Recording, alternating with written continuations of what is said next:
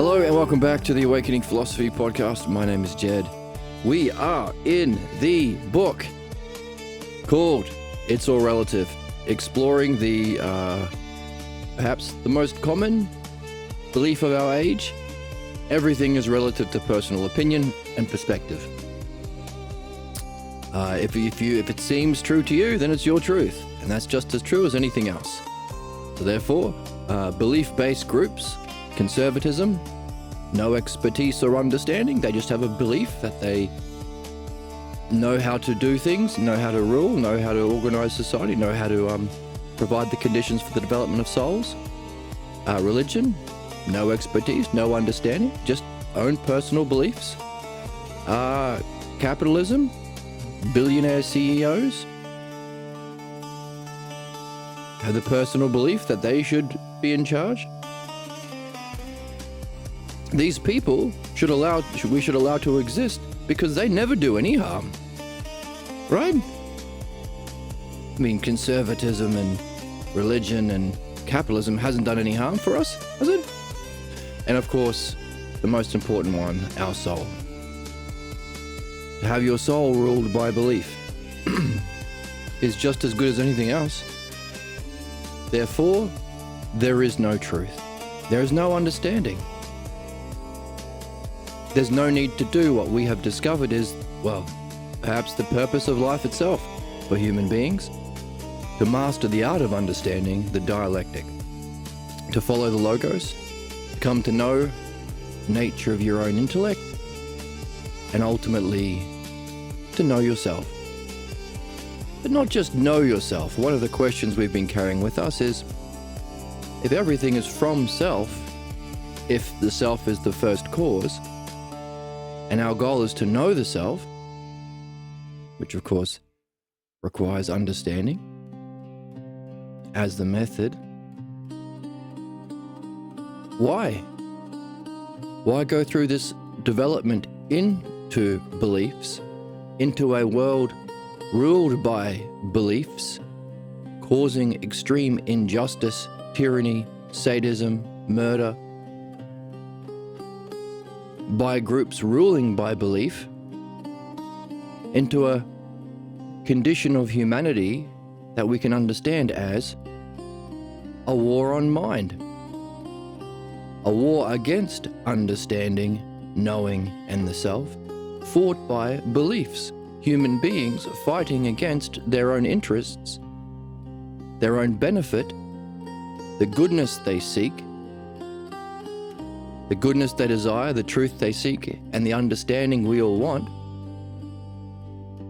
due to a fierce, savage loyalty to the cause of all human problems, belief. What's the point? And one hypothesis we are carrying because of the work that we've been doing in reading this book and reflecting and putting the pieces together is, hey, maybe we return with a skill, an art, the art of the logos, the art of understanding, the dialectic. So, our ultimate goal, to not just know the self, but to show the self in the highest way. And as we are wondering about what's the highest way of showing ourselves and functioning, we are discovering it's tied to the dialectic. And that's what we've been using to read. In the last couple of episodes, we've been using the dialectic to gather the questions and the terms from the text, because it's a complete and intelligible work. No need to save it by projecting things that aren't there or leaving out things that are. So it can be an object for our development, because to engage with the book in a what we are calling true reading, reading without personal interpretation, we are practicing that very thing that we are here to do. That's why we read on this channel. And we're not just throwing opinions around or debating people only.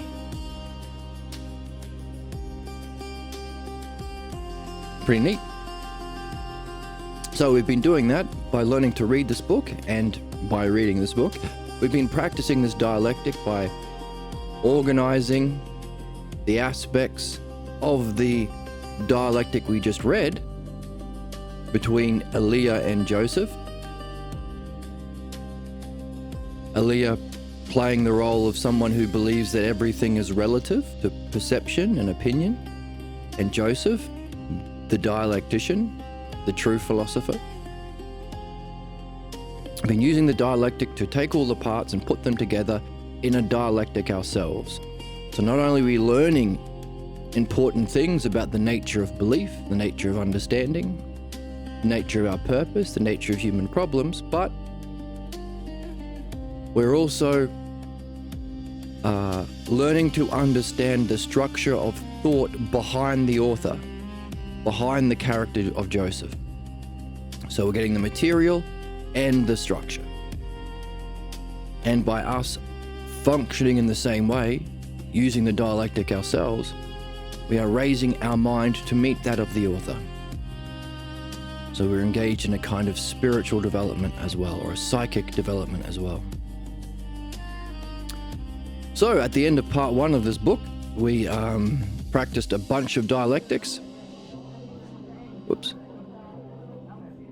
To recollect what happened, turning what was just perception, our reading, into understanding by applying the dialectic to it.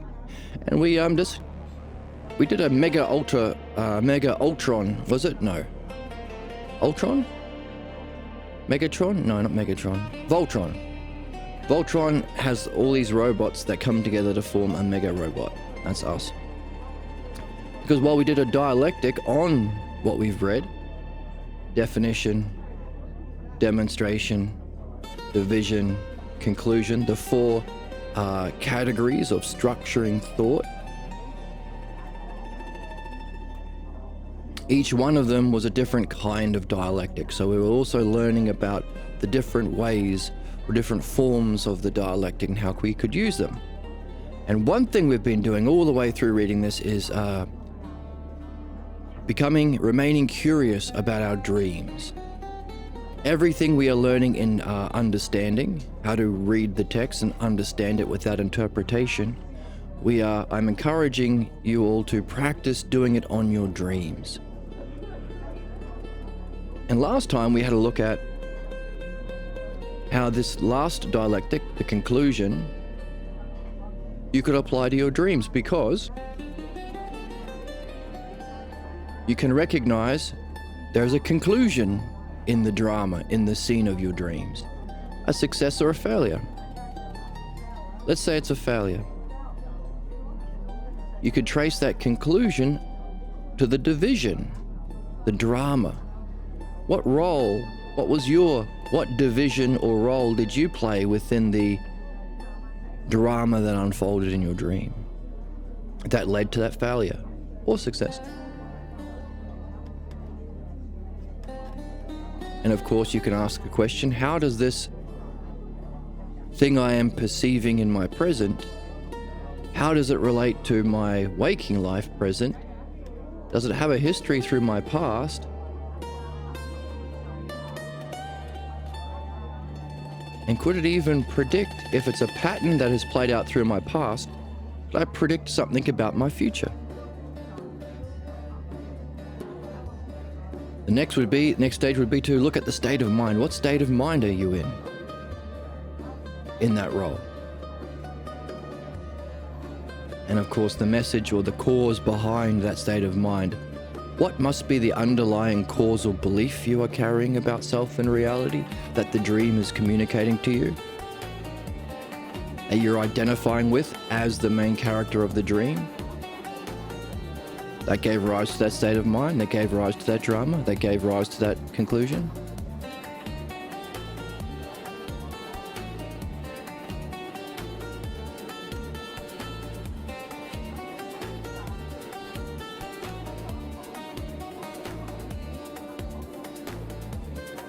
Should we do another one?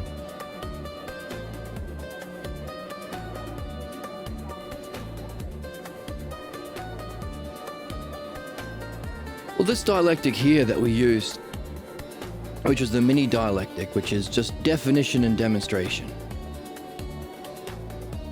We read to get the definition, and then we reflect to put it into action, to demonstrate it. Reason and evidence, the building blocks of understanding.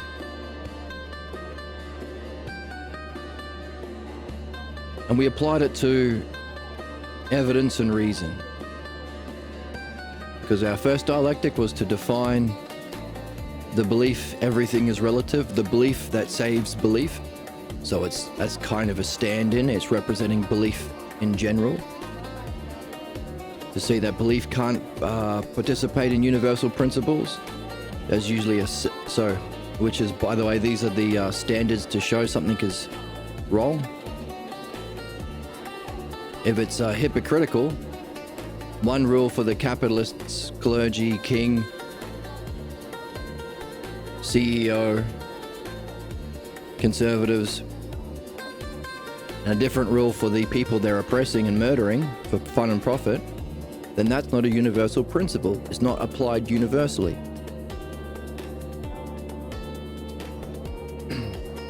Hypocrisy.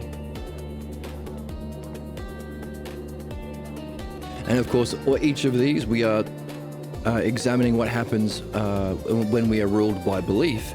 But I encourage you to do your own dialectic on what would happen with understanding. If by definition, belief can't relate to universal principles, can understanding by definition?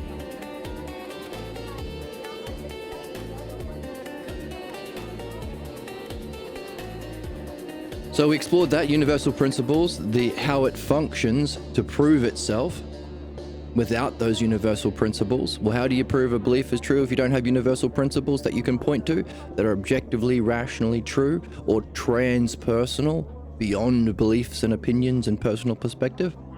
Well, your belief has to confirm itself, the self-fulfilling prophecy of belief. The Bible is true because the Bible tells me the Bible is true. Jesus is real because in my heart I believe it to be so. And I pray, and then because of my beliefs, I see confirmation in the birds in the trees and the sparkle in a baby's eye or something. Circular. How does that circular reasoning play out when we apply it? So that's that functioning applied to different divisions. Well, if it looks like that people shrink when they're walking away, and if perception is truth, then they're shrinking. If knowledge is perception and I turn out the lights, then how do I know who I'm sleeping next to or how to relate to my beloved if I can't perceive her? So, and that's where we had a lot of fun as well. We had a lot of fun playing with the absurdities by pushing the implication of that position. And of course, if perception is in the present, you can't predict the future, danger or catastrophes. Interesting that we are looking at our dreams to understand our present, represented analogically in the drama of our dreams.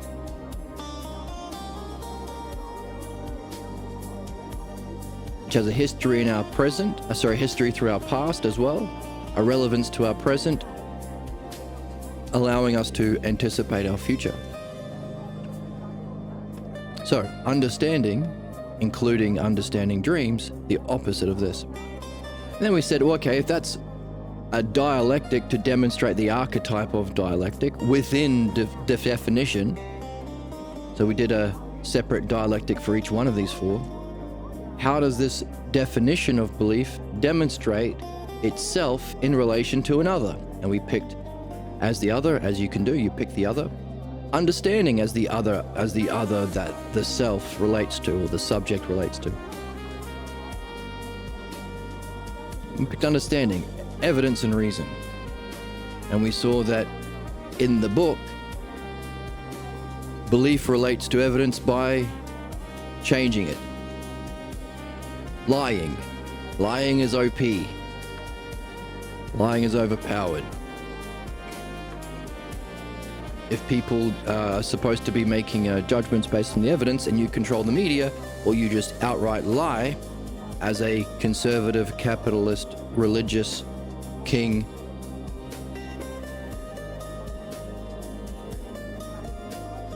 then you can undermine reason itself, the very reason for our existence. You are anti-human, anti-life, if understanding is required to, learn and solve problems. So moving the goalposts.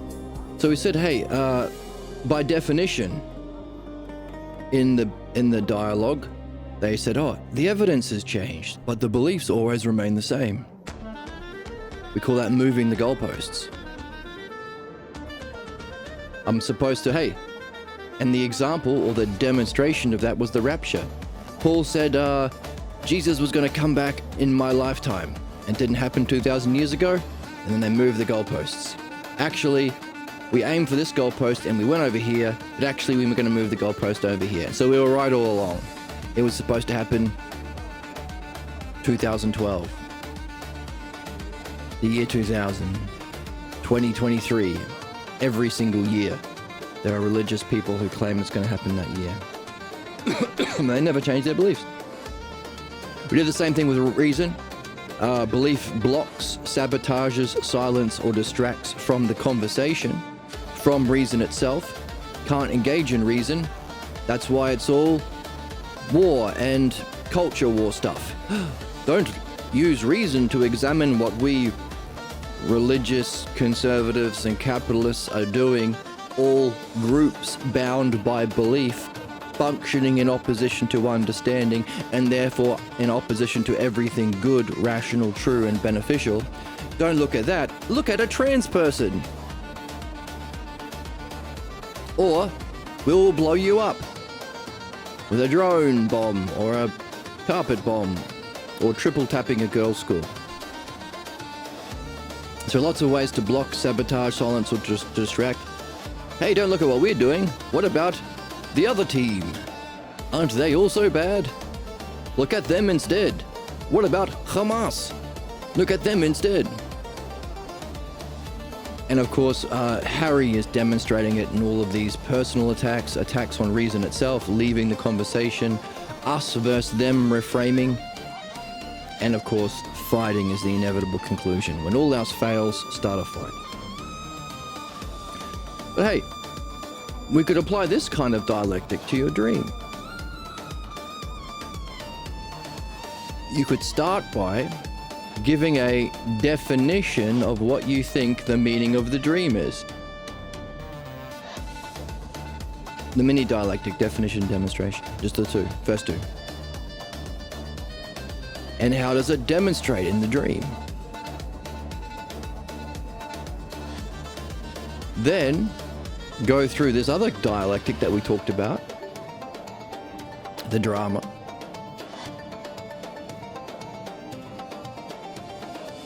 And after reviewing it, and by the way,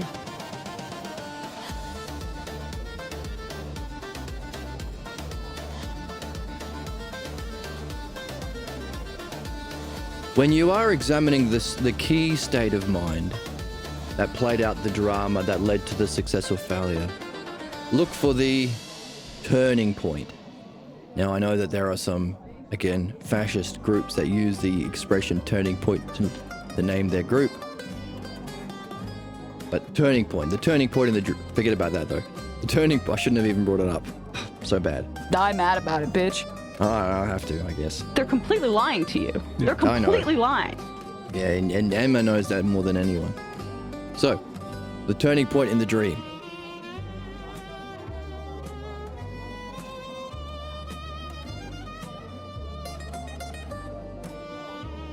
To find... oh, that's too yellow. Go back to the pale light. Where does that drama turn? Where could it have gone one way but goes the other way? That could be a good place to start, to look for that state of mind, role, and conclusion. To then examine that state of mind in your present, history through the past, and wonder about the underlying belief about yourself and reality that would have given rise to that. Then after going through that, after going through dream analysis, what was the actual definition of the meaning of the dream? And how was it actually demonstrated? And you can compare the two. And if you've reached a certain level of maturity or openness or intelligence, you can ask the question, how does that difference between the first demonstration and definition and demonstration, what I thought the dream was about, compared to what it was at the end of dream analysis, how does that difference, or how does that misinterpretation at the beginning reflect the very message of the dream? In other words, the problem that we explored in the dream, is it also manifesting itself in this interpretation? So there's another one you can use. Have fun.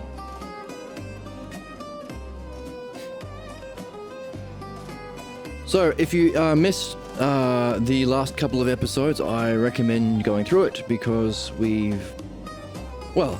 if our hypothesis is true, what makes us human and more evolved is our capacity for ousia, self-reflection, and logos to do so with reason and language. Then the purpose or function of, then our intended function and highest purpose, and indeed highest excellence, would be the activity that makes use of ousia and logos. We are seeing that belief specifically functions to sabotage ousia and logos, prevent self-reflection, prevent reason, in order to stay trapped in our belief, which is why we've been saying recently, we don't have beliefs, beliefs have us. Keeps us trapped in a self-fulfilling prophecy loop, self-confirming, self-fulfilling prophecy loop, keeping us trapped within that drama that our dreams are telling us about every single time we sleep. Or we have REM sleep. And that's the nature of the human problems, of the human condition.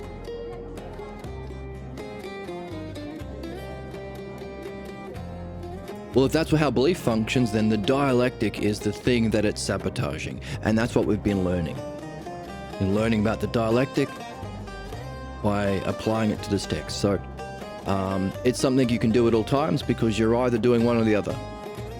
You're either in a state of mind, in a way of thinking, in a role that's playing out, relating to your goals in a certain kind of a loop that your beliefs keep you in, or you're doing your best to seek, follow, and function in the logos, or the dialectic.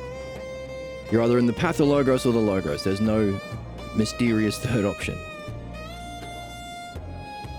You're either confirming the false beliefs we've been reincarnated here to address, or you are purifying them and mastering the art of true understanding. That's transpersonal, it's universal. The learning that we are doing here, you can apply any time, any history, any part of history, any galaxy, any universe you find yourself in, any galaxy, any multiverse. So I recommend going through those last couple episodes, those who missed it. And it's fun, we have fun, don't we? Can I do my plugs now? No. I'm trying to do comedy career. No plugs. It's sad. And I'm sad for you.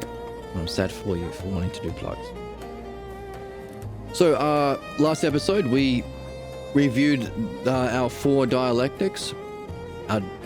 There are 4 categories within the dialectic, and we did 4 different dialectics for each one to have fun learning this art. And we ended up with the truth table.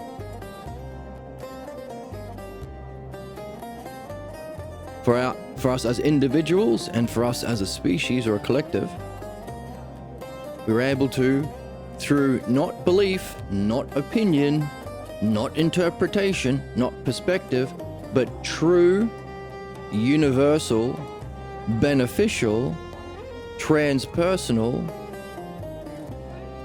understanding, and because we've been learning how to structure these steps in understanding, it's repeatable in any galaxy, reincarnation, etc., etc., to anyone you talk to, anywhere in the world. You can practice demonstrating this truth table and practicing the art of asking.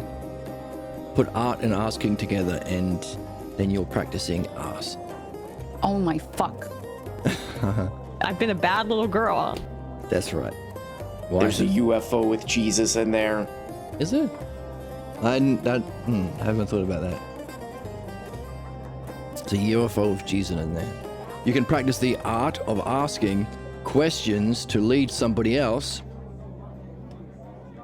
through the steps of the dialectic for them to come to their own realization, not by believing you, but with their own understanding.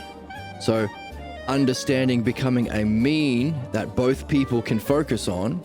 So the kind of ideal relationship that has two people and a shared ideal. That's the logos. They can come to their own understanding of this. Now, it may not be sufficient, because we're seeing in the book that Harry has come to, was witnessing at least, the steps of all of this argumentation, but he is refusing to accept the conclusion to remain loyal to his proven false belief. Therefore, prejudice. To be ruled by a belief that cannot itself prove itself wrong, you can't remove it. You can't even prove it's true. All you can say is it seems so.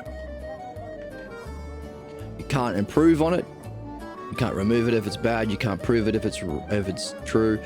You can't demonstrate it with others. That's called a prejudice. So isn't it interesting that beliefs, at the end of this dialectic, it won't make sense if you haven't followed the steps, so go back over it if you want. It's no charge. That beliefs themselves, to be ruled by belief, is prejudice. So you can practice walking someone through that, putting you in a kind of state. By the way, you can reflect on afterwards, what state of mind were you in when you were asking those questions?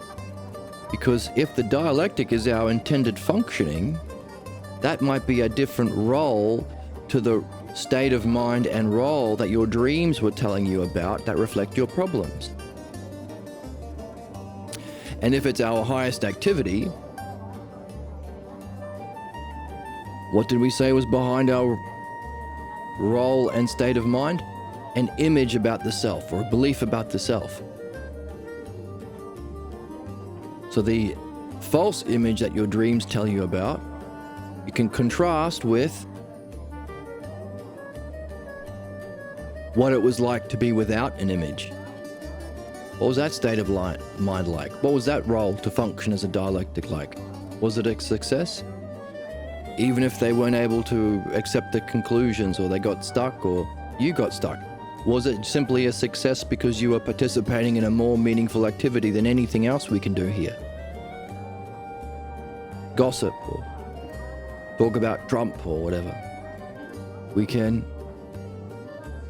practice, develop, nurture, learn how to test our understanding, practicing the dialectic, learning to see and follow the logos, our highest purpose, our intended purpose.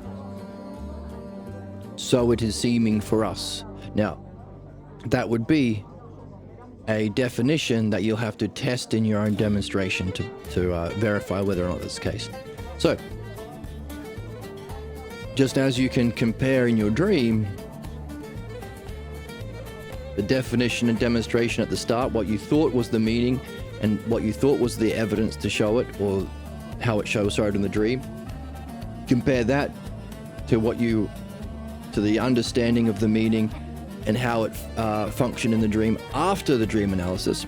So too, you can compare your false image of self and how that functions, that your dream talks about, compare that with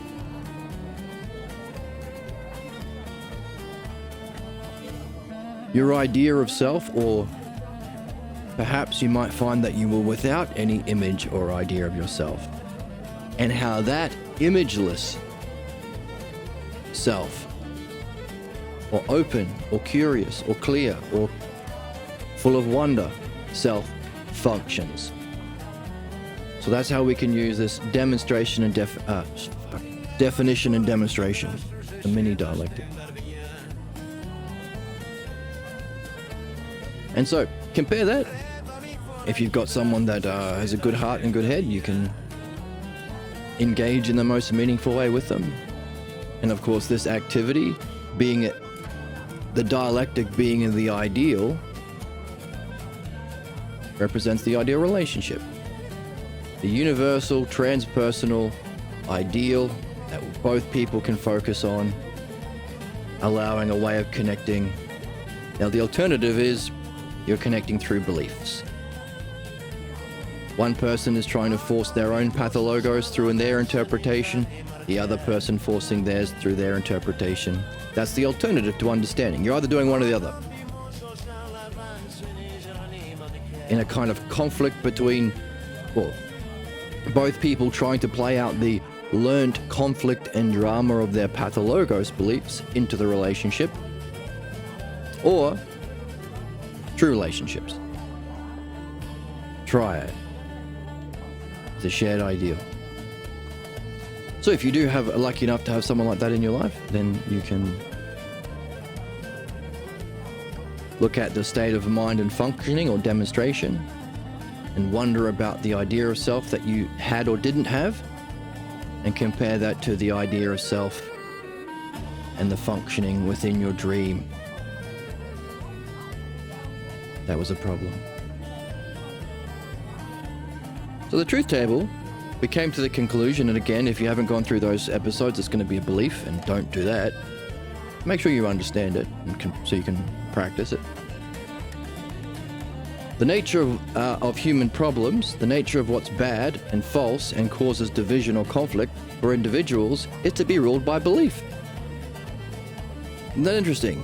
Whether you're talking about a religious crusade killing millions of innocent people, political, conservative genocide, killing millions of innocent people, subjugation of races of people through colonialism because the divine right for kings and queens to rule over others, or the mass murder and enslavement by capitalists.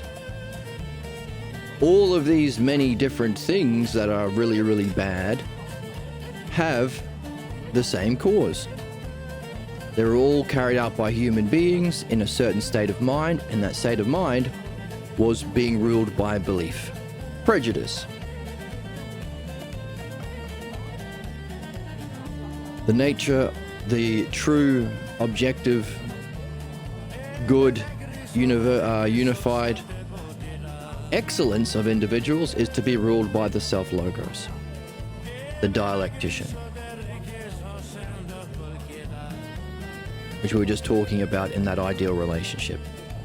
So by practicing the dialectic and reflecting with your friends on what you've learned here, you're doing the true, the good, and what will unify and bring the benefit or the excellence of the human individual. As the collective, therefore, the nature of humanity, its problems, is a war on mind. That's the condition we're in. What we are living through is a demonstration of the war on mind, demonstrating beliefs so we can learn about beliefs themselves.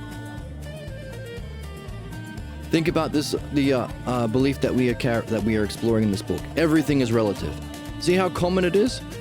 Now, if everything is relative, then humanity as a species won't have any reason to say, maybe we shouldn't allow conservatism to exist. You know, that thing that only ever does extreme, horrific harm and corruption? maybe we shouldn't allow them to steal elections and manipulate people and own the media and stuff. Maybe they're not just as expertise, they have just as much expertise as someone who actually knows about the soul and knows how to organize society to develop the soul. Because that's the belief, that's the one we're using. Yeah, surely religion has never done any harm. Let's never address that cause. So we are seeing the functioning of belief.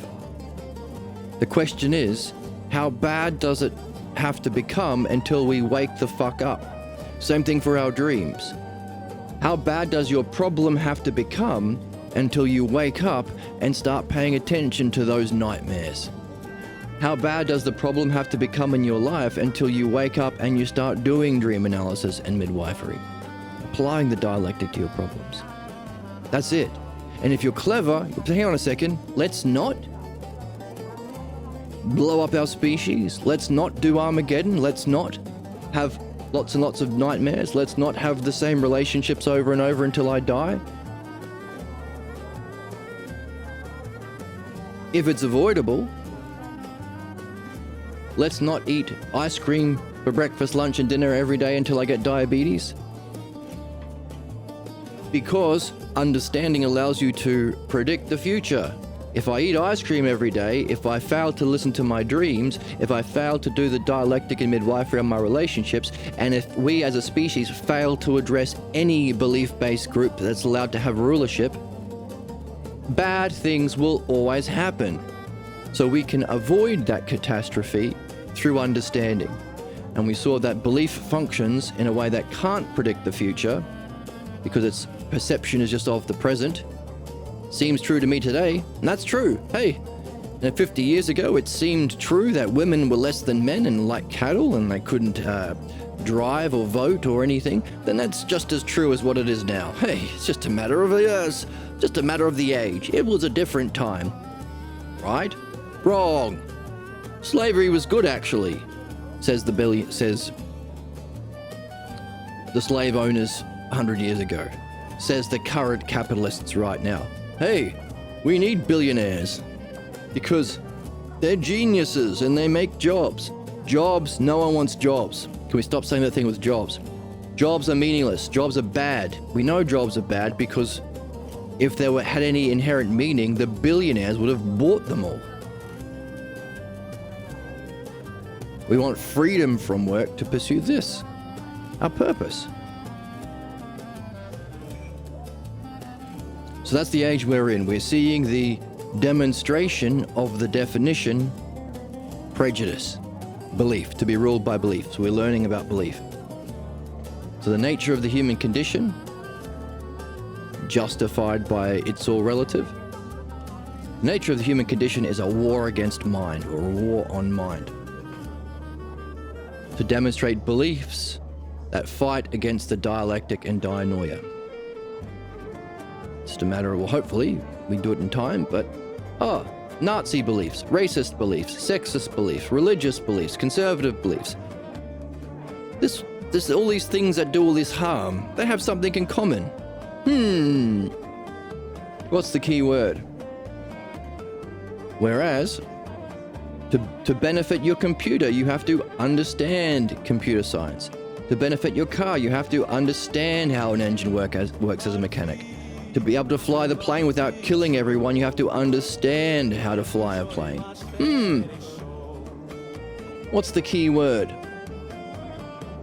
So beliefs fighting against understanding, or dianoia is the term for understanding that goes beyond just the physical world, and dialectic is the art of understanding. So that's the nature of all human problems. The nature of human excellence would be, as we're saying, there has to be some motivation for you to wake up and play the game, and ideally that motivation is love. A love for the beauty, the benefit, the goodness, the better relationships you can participate in, the higher levels of reality, the escaping of problems, the escaping of the chains of problems and the prison of reincarnation, bliss in enlightenment experiences. All of this is philos, or love, of dianoia, or understanding.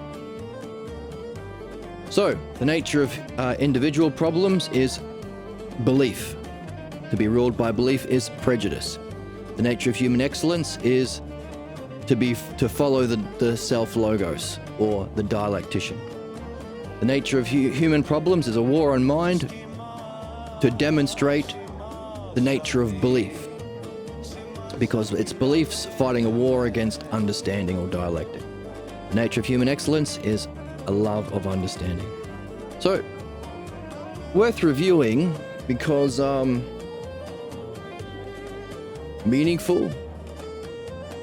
So this isn't academic philosophy where we just debate opinions or speculate meaninglessly in a way that never addresses what's meaningful, either in how to understand and remove human problems or how to reach our excellence. That's modern philosophy. Garbage. And I don't mean this personally. I also studied philosophy at university. It was garbage. It was shit. Because of course it was. It was just the opposite. It was a love of opinion, which is of course the nature of individual and collective problems. So it's the opposite of philosophy. That's why a lot of people who go to university are excited about doing philosophy and psychology, because they want to understand themselves. They want to understand, finally, because there's nothing meaningful in primary and secondary school. I want to understand relationships. I want to understand the nature of reality. I want to understand myself. And after the first year of philosophy or psychology, most students are very disheartened. Psychology becomes about torturing rats in mazes, and philosophy becomes about, well, lovers of opinion pretending to be experts as they teach classes. And the ones who pass are the ones who engage in belief. Oh, that professor who's using Hegel and Nietzsche to justify his own personal opinions. If I imitate that, I'll get a good grade. And maybe I'll become a professor of philosophy too. It selects for that. Just as it's hard to become pope unless you believe in the false images of these religious officials as being experts. It's hard to become a conservative unless you believe in these false images of these scammers and liars and murderers as being good, as being experts. So, same game. But that's everything, isn't it? It's economics, it's politics, it's religion, it's academia. It's all this. To be ruled by belief, which is prejudice. Functioning as a war on mind, fought by belief. And our ideal is what we're doing here, to be ruled by the logos, not belief, which is the dialectician. So the true excellence of humanity is the dialectician, and our true purpose is the study or the subject or the way of being Philodianoia. Alright, so that's our review. Worth doing, because that's solving the puzzle of the book. That was also the end of part 1. So now we're in part 2. So while Joseph and Aaliyah were able to perhaps see this, Harry, someone in this element of the truth table, ruled by belief, tried to block this understanding in the war against mind, to imitate his parents and start a fight with Aaliyah, because fighting is the last resort for belief to silence the logos. Fortunately, there was a man called Euripides who came in at the right time to prevent that drama from unfolding to its understandable and therefore predictable negative conclusion. As we're saying, hey, maybe we didn't have to live out the Dark Ages, the Crusades. mass genocide, Nazis. Because all of those things are very easily predictable with just this truth table on the board. So too, Harry and Aaliyah didn't have to play out the steps in their drama leading to that failure, just like in dreams. Because Euripides knows this, it seems, and was able to step in when Harry jumped to his old belief-based patterns that block Harry from what he actually wants deep down, which is why beliefs have us, we don't have beliefs. So, that was the end of the part 1. And now we're in part 2, where Harry is encouraged to join the conversation again, and he is perfectly demonstrating more about this idea that everything is relative to belief or perception or perspective. That's where we are. Let's jump in.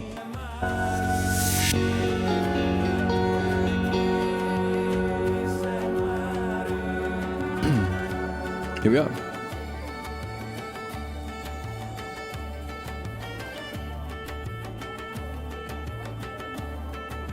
All right, let's go back a couple pages and begin the dialogue with Harry again. We've read the start of this last episode, but let's go through it quickly. Your clever way. Oh, it's Harry. Your clever way of approaching this issue doesn't carry any weight because most people believe as I do. See, this is the circular logic. If people believe it, it must be true. Believe what? That popular opinion makes something true? Circular.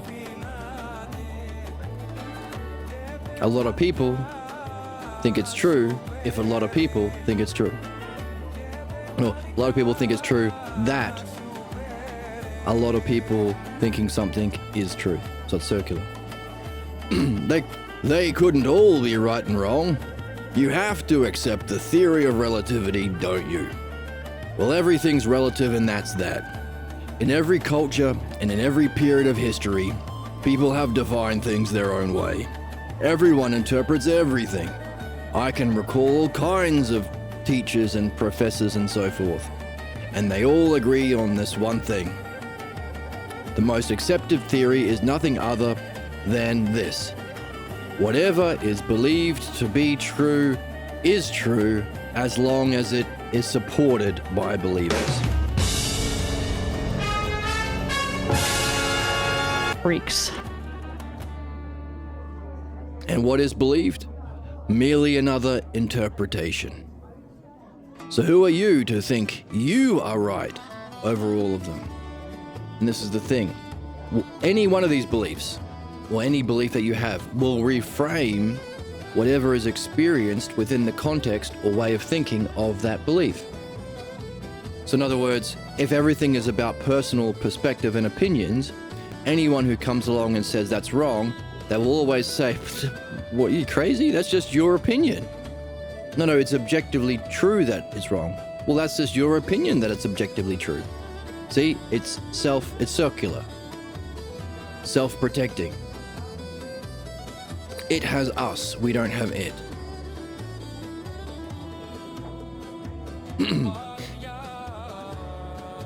And yeah, if you're in a room of idiots and you're the one smart person, there will only be one of you that's smart.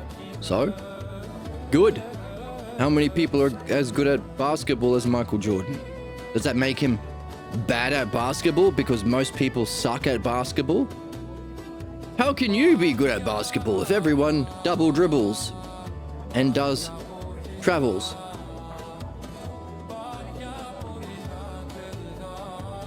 Who are you to think you are right over all of them? You certainly came out swinging on that one, Harry. See, this is demonstrating, if you understand how belief functions, it's obvious. So it's like, yeah, believers fight and throw out these personal attacks to defend their ignorance. I was like, yeah, he came out swinging. You did what we expected. You just, really swung for the fences there. You really came out swinging on that one, Harry.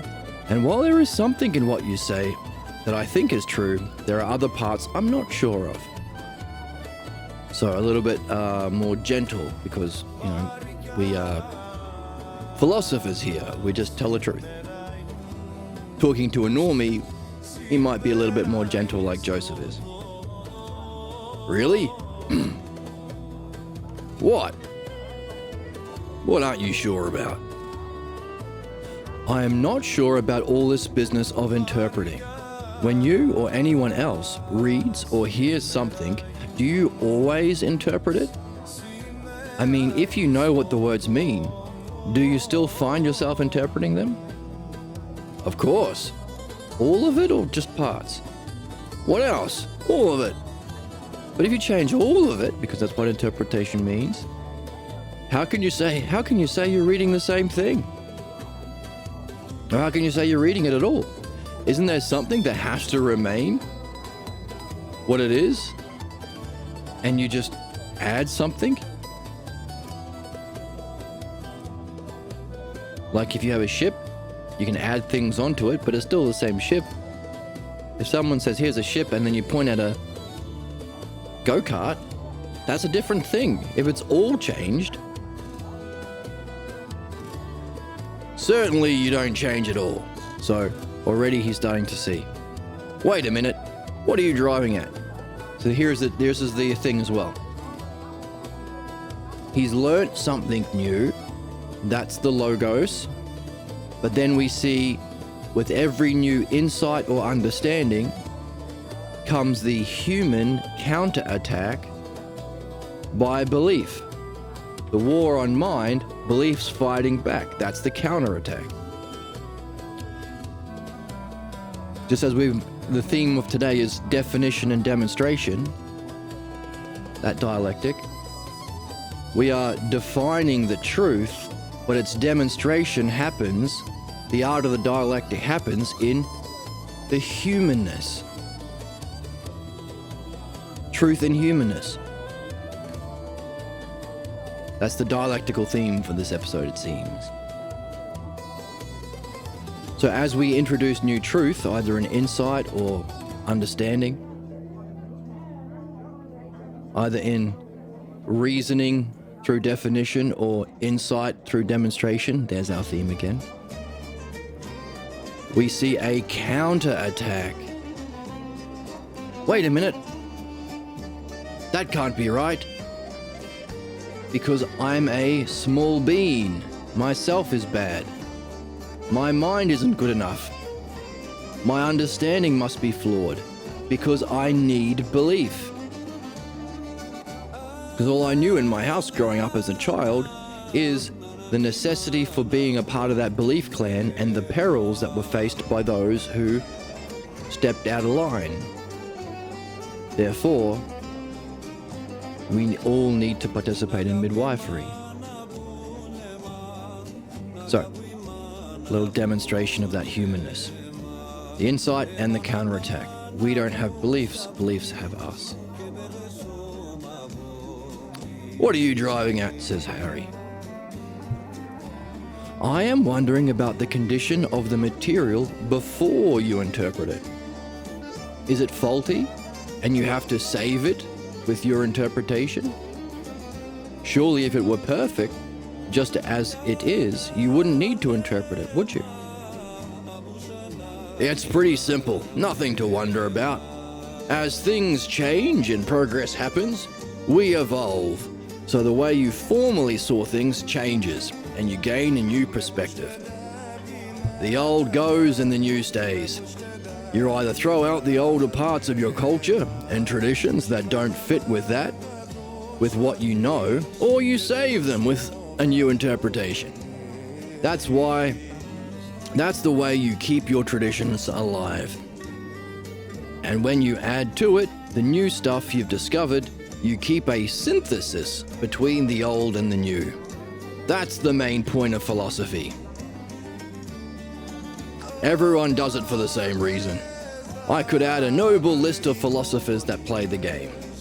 I've studied them at UCSB, and they go from Friedrich, Ernst, Dilthey, Schlegelmacher to Heidegger. Heidegger. Come to think of it, I haven't really thought of them for some time. Actually, this is the first time I've ever had to use them. So very different from what we are seeing is someone like Joseph or Socrates or Pierre Grimes or Homer. We always think about them because they are demonstration of the ideal that we are trying to be. Whereas modern academia, just belief. Hey, it must be true because Heidegger says so. And this other idiot says so. And they taught us at school. So there must be a reason why we read Friedrich.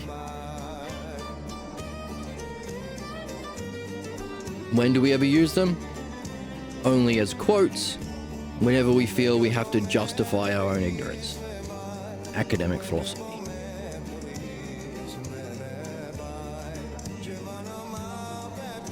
Is that interesting? Is it an interesting age that we are living in? And the positive, could we say, well, it gives us everything we need to do our job. Everywhere you look, all institutions of our age are ruled by the human ignorance or human problems.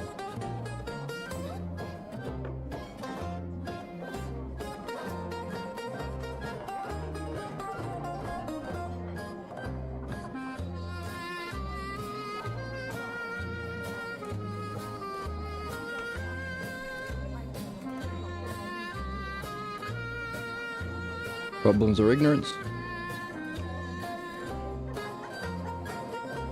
versus excellence or wisdom on this side of the truth table.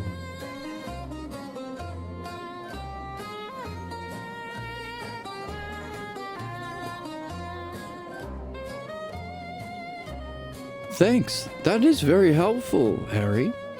But would it be fair for me to conclude that they add or supplement some original work, and at the same time, must they not ignore or drop other parts out of their interpretation? So add or drop. Add or drop? That's a little simplistic, but I guess it boils down to that. Then, in that way, does it gain a significance Then, in that way, does it gain a significance it didn't have before? Or is it that it wasn't seen before, and they bring it to light?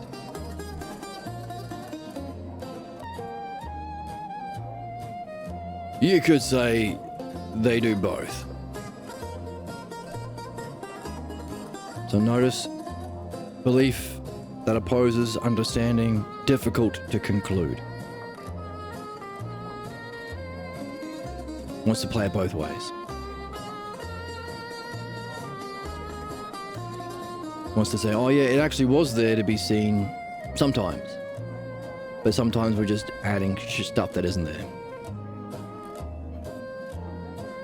What is the reason for all this adding and subtraction, says Joseph, to this work? What do you think is the reason for this process going on and on? Certainly, at some point with all the changes, it becomes a new work, doesn't it? Well, the old stuff could be outdated, in error, or for some reason objectionable. So it's interpreted. The name of the game is hermeneutics. Look here. Don't you grasp the point that religion and history fill a gap in our lives? No, it's not just a gap. It's more than that, because they cover a mystery. And that mystery happens to be us. Interpreting makes it possible to look at the past and face the future. Maybe you can take looking at the past, but for me it's blood-soaked. Every single damn era has its own madness. Hegel says it right when he said that the blank pages of history are the periods of human happiness, because that was when nothing really was happening in history. You like sloshing around the corruption of even the best periods of time. Go ahead and find the Kennedys' Achilles heel. Brainworms. Dredge up the muck on Reagan. Or the sins of the popes and such stuff. But most of us don't object when someone glorifies the past. Right, and we see that now with capitalists, conservatives, clergy, and kings lying about the past. There wasn't slavery. There wasn't imperialism. There wasn't a reason. Israel never did anything bad for like 100 years to the Palestinians. America never did anything bad. People just hate their freedom. Kings have never done anything bad. Religion's never done anything bad. Right? Just believe. You're too stupid to face the truth. Or solve problems. So very apt way of describing what believers do. So now the truth is out, Harry. History puts the smile on the monstrous record of human deeds. Come now, Harry, what's more absurd than that? Philosophy or history? Do you know what you like? Cosmetics. It's a death mask. Right?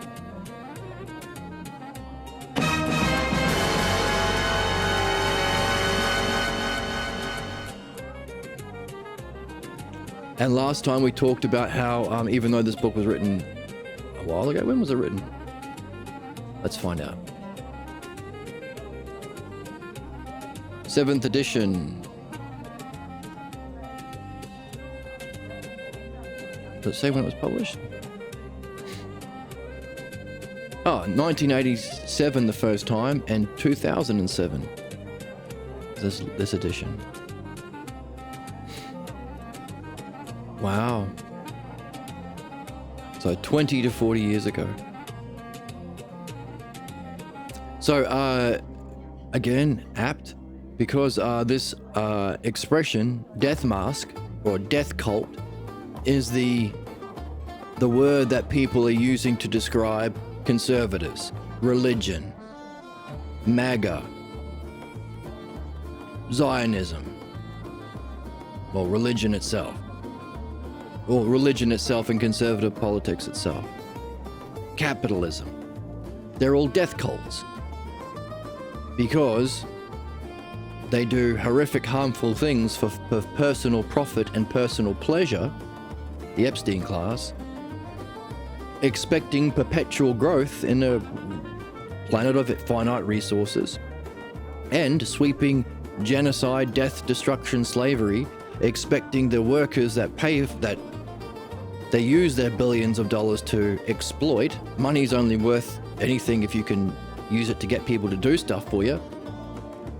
The people that gets the billions of dollars to the billionaires can't afford to pay rent and eat food. And the billionaires say, fuck you. Either we die or they die. It's a death cult. Or we wake up to our purpose and learn. So, interesting that he's calling it a death mask when today the meme is death cults.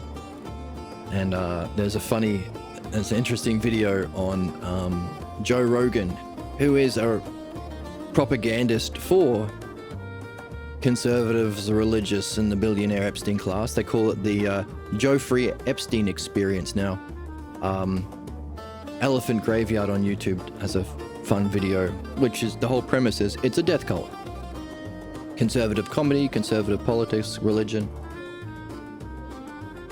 the support of capitalism and the existence of billionaires. It's a death cult. So interesting that even 40 years ago, this Joseph, or the author, used the same expression. What is it? A death mask. Put a smile on the monstrous records of man's deeds. Religion is about love. All religions say the same thing, to love one another. Right? Wrong. It's the opposite. Oh, right-wingers just want to be responsible financially, that's all. It's not that they want to murder people and exploit for personal profit and pleasure. Wrong. Kings are good for tourism, yes. Allow billionaire kings to do whatever and exploit everyone without contributing anything, right? Always the same. Well, billionaires should exist because someone's got to make the iPads. Right, and they're geniuses. They're genius. They're better than you. They work hard, really. They don't, but they work their workers to death. But it's good, actually. It's like Tony Stark. Putting a smile on the monstrous deeds and the cause of monstrous deeds, belief-based groups, and to be ruled by belief individually. Cosmetics, marketing, propaganda. A death mask. Putting makeup on a Freddy Krueger or something. There's a fun metaphor there. Makeup on some horror villain, Jason Voorhees or whatever. Sure, death has the last word. Maybe it's all over when it's over. Maybe we all, every one of us, have to face a hell or the nothingness of pure emptiness. Maybe we are an evolutionary mistake, and death will end it all. Well, I'll tell you what you know as well as I do. Religion offers hope. See, he's saying it's a lie. Supporters of religion have to admit it's lies. If there's any academic that tries to make religion okay, actually, has to lie. Obviously. Of course Adam and Eve isn't real, or Noah isn't real, or Jesus didn't magic his way to heaven in the sky. It's all lies. So even someone who defends religion has to, in some way, admit it's all lies. But it's good lies. It offers hope. Right? Wrong. Anyway. I don't have to say wrong, it's pretty obvious, but let's keep reading. Religion offers hope, and even the possibility of hell at least offers continued existence. Oh, Jesus. Without history and religion, we would have to confront our fundamental paradox. Because just why is there all this suffering and death? Notice, his solution to this question of why injustice in the physical world is lies and prejudice and war on understanding. But that's the very same question we have been carrying. Why return to the self through this process of learning the dialectic? What do we get when we return to the self with understanding and the art? So we're same question, we're just approaching it with curiosity, wonder, use of analogy, carrying questions as we read, which means to be on a quest. So we're seeing the function of belief is to subvert the very openness and question-seeking nature of humanity that we are supposed to be in to answer this big question, solve the puzzle of self and its unfoldment into a world where we experience injustice to demonstrate the nature of belief.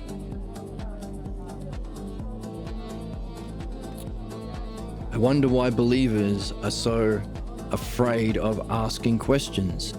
Wonder what happened when you asked questions at church or at home when you were young. Religion offers hope, and even the possibility of hell at least offers continued existence. Without history and religion, we would have to confront our fundamental paradox. Because just why is there all this suffering and death? To face up to it, to this weird existence of ours, and really to try and think about it, would drive anyone bonkers. Bonkers. No one can think it through. You've got you've got to make some interpretation of it to adapt it to meet your own needs. Who cares if everyone interprets? Because whatever you can believe will do for you. Who cares? Very nihilistic, giving up, no meaning. Listen, Joseph, I'll tell you something. There isn't enough rationality to solve any human problem, much less the problem of existence. If no one has figured it out before us, who cares? Just get an interpretation that fits you for today. And tomorrow, well, let those that come after us fix it for themselves. The fixers of today call what they do hermeneutics. That's the big word we've been he's defining it now. It's lying to save ignorance, and anything new or embarrassing, just patch it up. Hermeneutics. And tomorrow, they'll throw that out and use another term. So what, if it helps us get through today? That's the real role interpretation plays. You got it, pal. But what if there are works that don't have to be interpreted time and time again? Why not get rid of the stuff that every generation has to find new reasons for believing? And what we've been talking about is that's why we read these books that we read on this channel, and that's why we also read or analyze our dreams. Only to be approached without interpretation.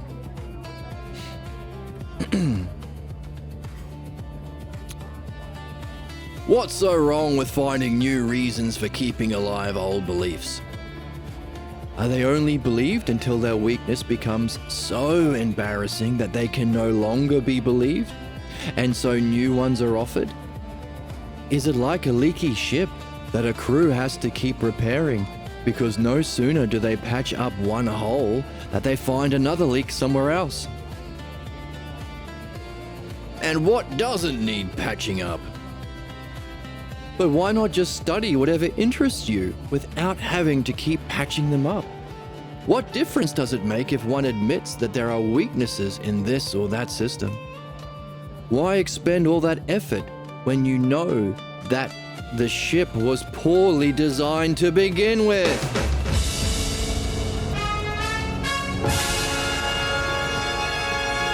I'm too pure. I'm eating the testicles of this bull, and I'm eating it raw.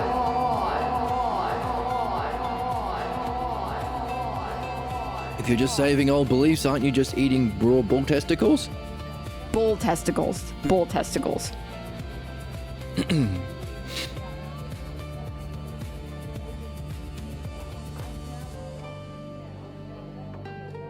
Oh, I hadn't finished. Why expend all that effort when you know that the ship was poorly designed to begin with? Is it because it's the only ship you've heard about? Hey, where do Muslim babies come from? Muslim parents. Where do Jewish babies come from? Jewish parents. Where do Mormon babies with the magic underpants come from? Goon. Well, not babies. No. Not babies. They're not gooners. But the Mormon parents who do soaking. Queen of Gooning. Queen of Gooning. The woman? Ugh. What? Calm down. Because that's all you know. All we know in childhood was the beliefs that we developed and the perils of non-belief that keeps us trapped in that arrested development or baby-brained way of being we call belief, or prejudice. Belief is prejudice.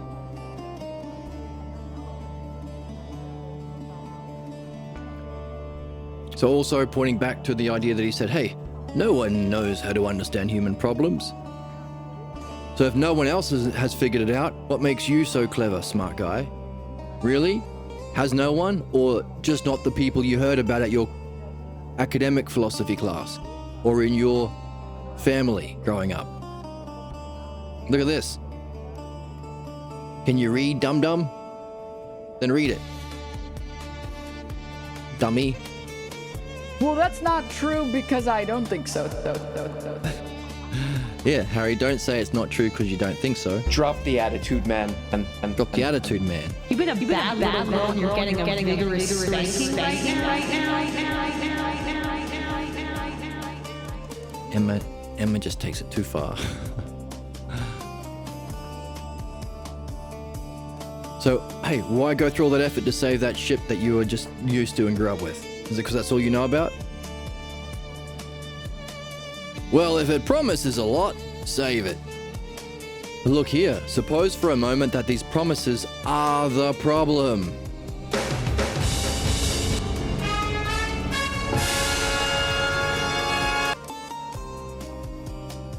Every system makes promises. You know that.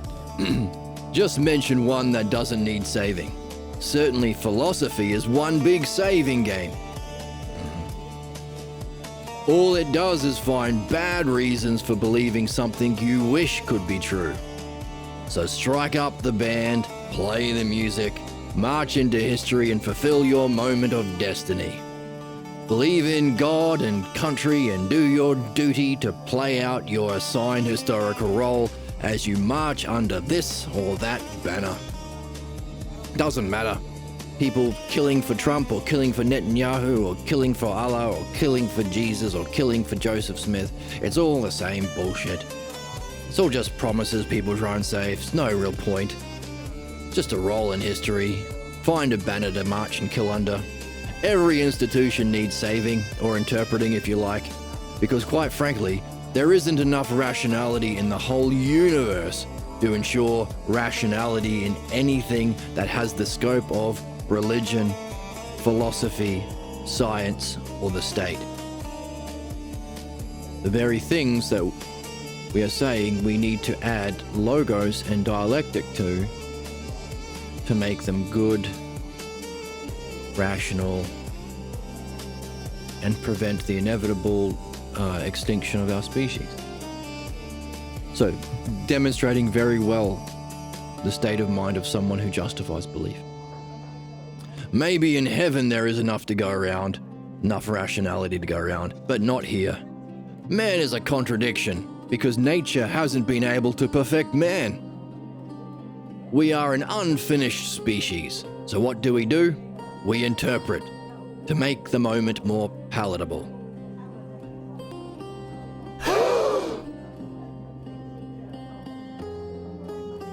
Joseph says, well, hey, why not study without saving, like we do?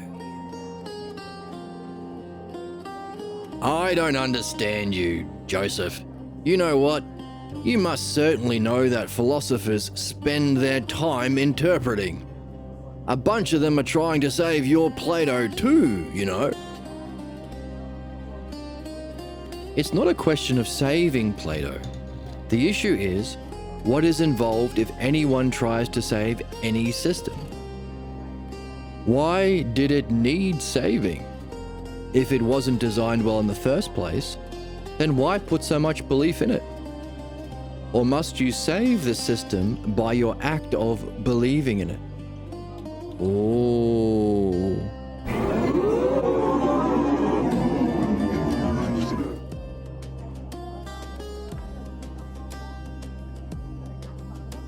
That's a weird way of saying it. No. You are saved by believing. You are saved by believing. Because otherwise there wouldn't be any need to believe it. You save yourself, not the system. I mean, that's obvious. So interesting, preying on this false idea of self, undermining the learnt fear of our own understanding, our own mind, this freedom of self, to save belief. Therefore, hey, if you are a bad self, bad mind, and your understanding is broken because there's not enough rationality in the world to understand the human condition, well, if you're such a bad person, you need saving. And Joseph is pointing to the irony, no. You don't need saving. By being tricked into believing some broken system, you're saving the system. It's your belief that saves the bullshit. The bullshit doesn't save you.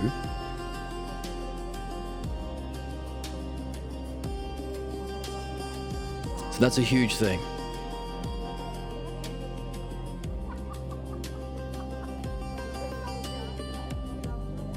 Saving the system by believing it. Whereas Harry replies, no, it's the other way around, mate. You are saved by belief.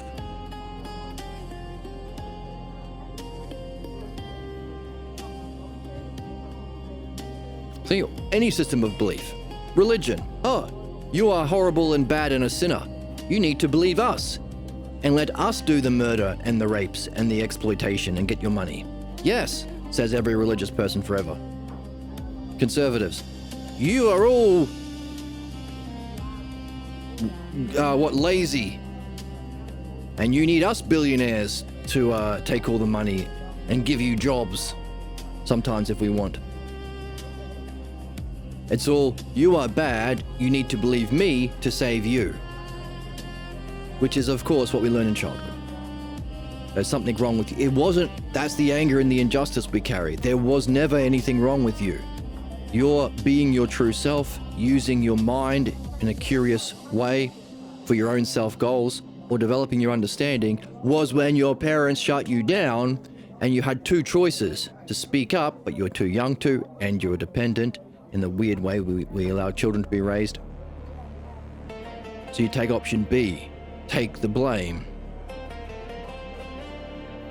I need the belief that I could never, hey, I was just having a fun time. I could never have expected my all-knowing and loving parents to have reacted that way.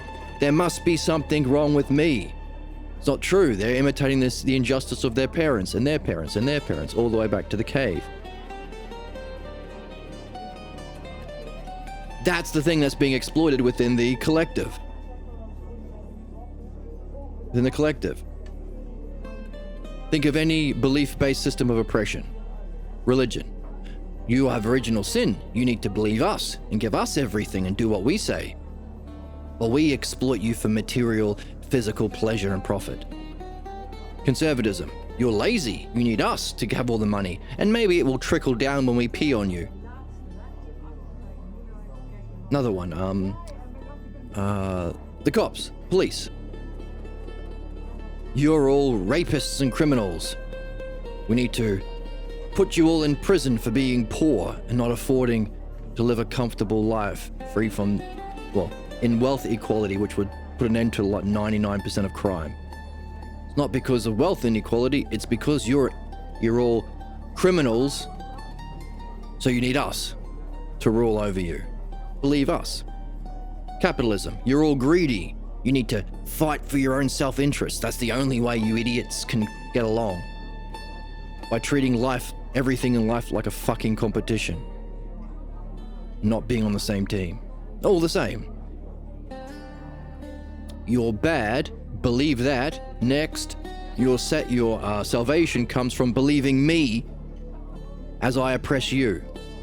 But there's no expertise, there's no actual skill, understanding, benefit, true leadership. The system is being saved by belief. So we see how the nature of individual problems, the origin of the belief and prejudice that rules our soul and prevents our excellence as a dialectician, becomes the collective. All of those systems are all fighting a war against mind and self, making use of that same dynamic. So essentially, we can conclude underneath there,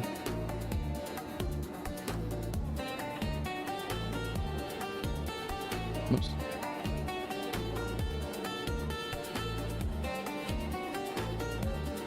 The nature of that belief that rules our soul from childhood, that causes us to think our salvation has to come from some belief in someone else, that is exploited by parents, conservatives, kings, clergy, capitalists.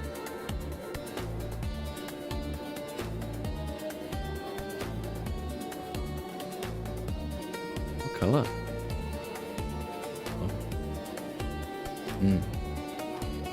This one. Pathologos. The fundamental, unsuspected, false belief that we are bad and need to believe someone else. Pathologos. To be ruled by the self-logos as a dialectician, love of understanding. Self-logos. Dianoia. Dianoia. The understanding of the self-logos. Dialectic, the functioning of the self-logos. So therefore they are both, just as these two are all both the pathologos, the collective, and the individual. So therefore our purpose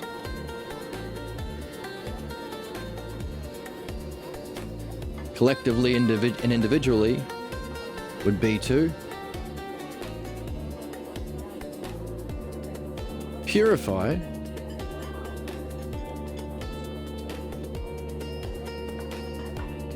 or remove, judge as false, and let go of the pathologos, which of course belief can't do, and to perfect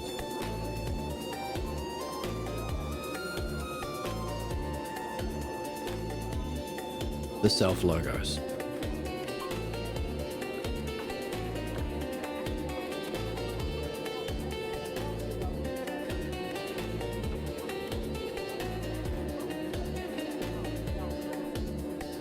Is called philosophical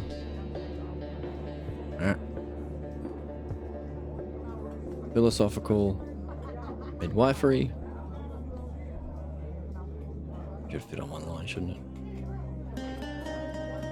To purify the pathologos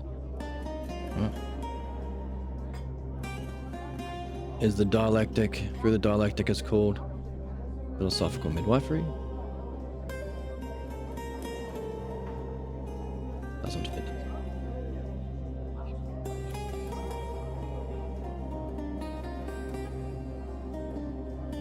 And to perfect the self-logos is what we call reading, or as what we are describing here, to read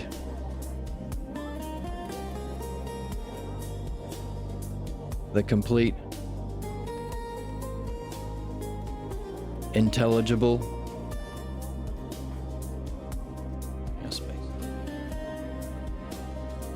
intelligible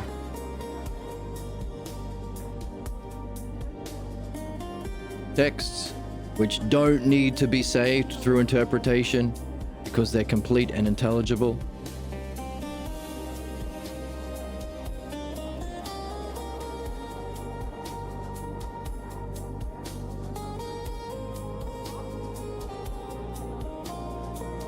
And of course,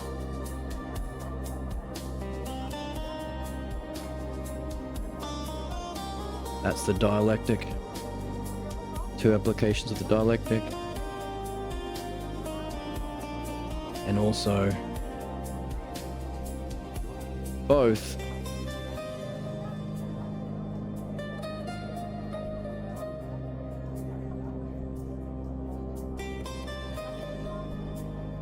dream analysis.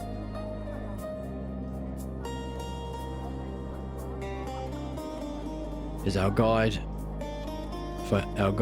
for how to complete those, which of course we are seeing is also dialectic.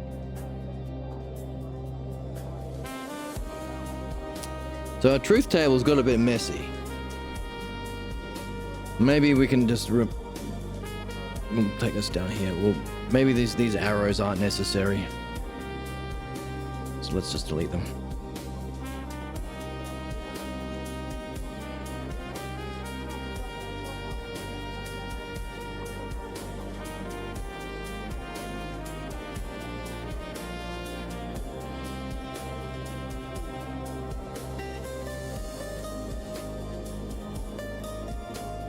Yeah. So collectively and individually, we need to have philosophical midwifery as our activity, and what we organize our systems and society around, and also reading. To purify the pathologos and perfect the self-logos, because the pathologos is the root cause behind both the individual and collective, as the self-logos is in our excellence. Hooray! So, hey, it's not the system that we save by belief. I never thought of it that way, says Harry. It's you. You're a small bean and a bad noodle. And you're not good enough to do what we just wrote on the board. You have to just spend your life as a slave believing some fascist.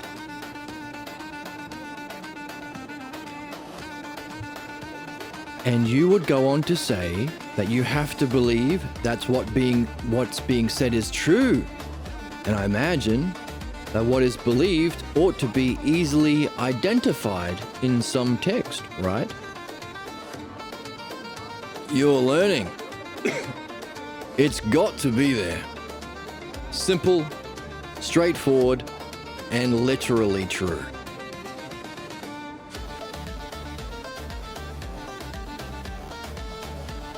Maybe, but I've found that anything that requires belief does so because it cannot be understood.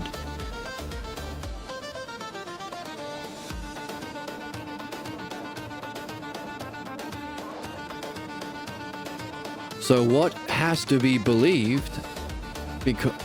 So it has to be believed because what they believe they can't find in what they believe. It's not there. You know what?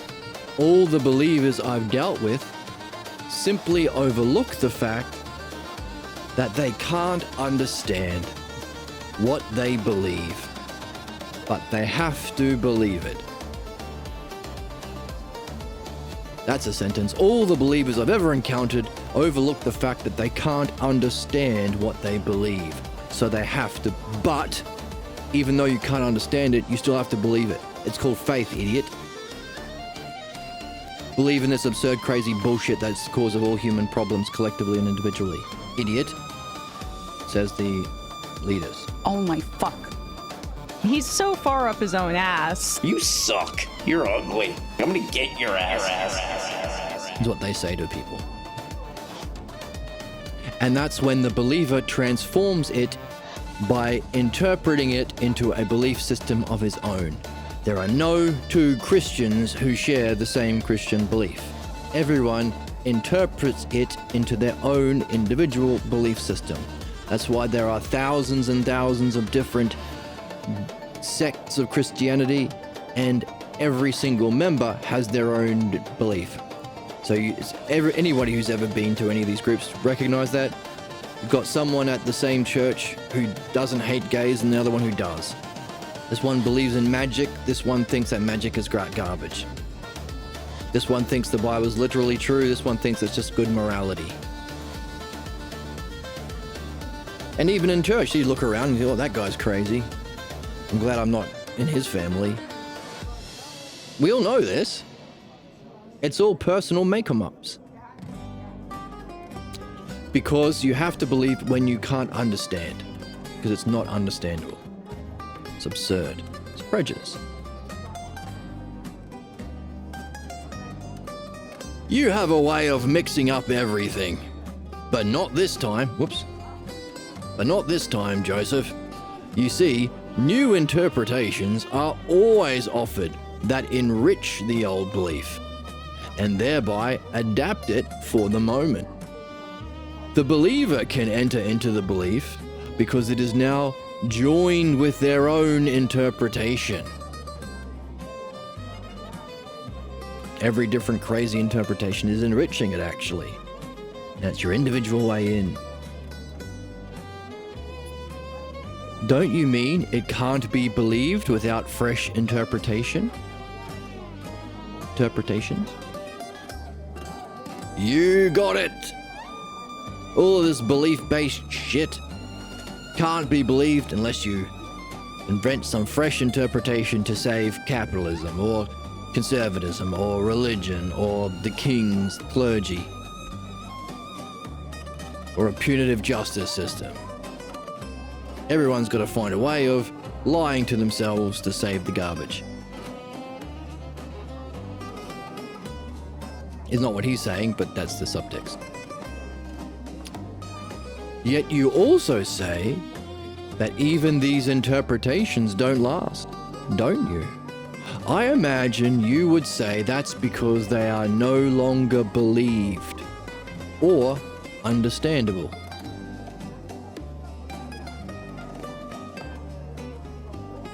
Even these interpretations don't last. They're no longer believed and they're not understandable. Who cares? You've got it all wrong. Don't you understand? You don't interpret to understand. You interpret so that you can believe. So what if it's not understandable?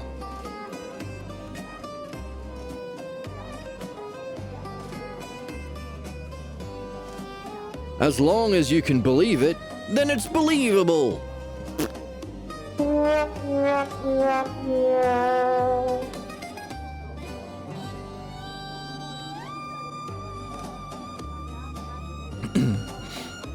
But if you can't understand what you believe, what makes you think you're actually believing it at all? And how do you know what you are believing? If you can't relate to anything else you know, you can't very well make any comparisons with it. So you couldn't make analogies of it either. So what would you be doing at the moment when you believe something that you can't understand the meaning of?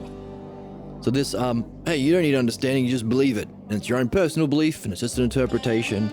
No one will believe it after you, because it's not an object of understanding that's true and universal. And it's your own personal belief, so that's all garbage, so who cares? That's what belief is. And if you believe it, then it's believable. You say, hey, if you don't even understand what you're believing, how do you know you've actually believed anything? And if you don't understand it, how can you make analogies?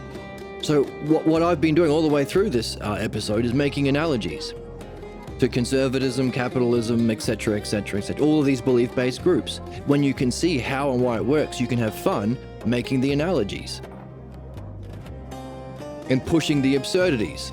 Like when we say, hey, nothing has ever gone wrong from religion or from conservatism or from imperialism or capitalism. It's definitely not death cults. So you push the implications to show the absurdity through analogy. And it's all analogy because we're talking about our individual soul. Yes, it plays out collectively to the extinction of our species and destruction of our planet. And torture of our species by the worst of our species, yes. But it's for our soul. We want to free ourselves from this kind of bind Harry is in by any belief we carry about ourself or reality. So we are free to participate in understanding. So, you can't make analogies. Have fun with it, apply it, use it, communicate it. That's all the role of analogy. And if you can't understand it, what makes you think that you're actually believing it properly? Well, how do you know you're believing it? How do you know what you're believing?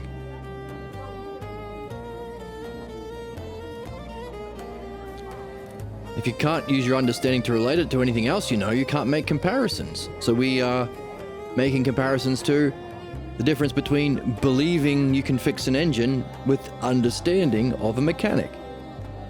If it's just belief, you can't do that. You can't compare it to anything else, because that's understanding. So everything we have been doing in learning to read and understand the text is blocked from belief, or belief blocks you from, or isn't in the realm of belief. So what would you be doing at the moment when you believe something that you can't understand the meaning of? You can't believe it, so you chop it. What's that mean? You may believe you believe, but you don't.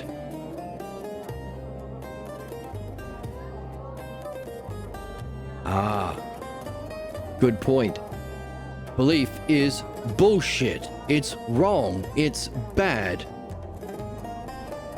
The 1 in a trillion chance that you happen to be believing something true is not going to be true anyway, because it's not going to be completely true, but also it's not going to be useful to you as a truth if you don't understand it. Beliefs are bad. You can't even judge your own belief. So Harry is here stuck in a problem that Aaliyah and Joseph and we can all see, but he can't see it because he's blind, because belief blinds us. That's what belief is. Interpretation to save a broken system that functions to harm you and the collective. All you can say is you believe something. Now these comedy shows and stuff that like go and interview a Christian or a MAGA person on the street and they ask him some question. What I found curious about those, like they'll ask him a question like, hey, do you believe in the Constitution? Yes, I'm MAGA. I believe in the Constitution. We believe in it. So you believe in the separation of church and state? Yes. And also, we should be a Christian nation because the Constitution comes from Christian beliefs. And then the interviewer goes, but didn't you say you believe in the separation of church and state? Yes.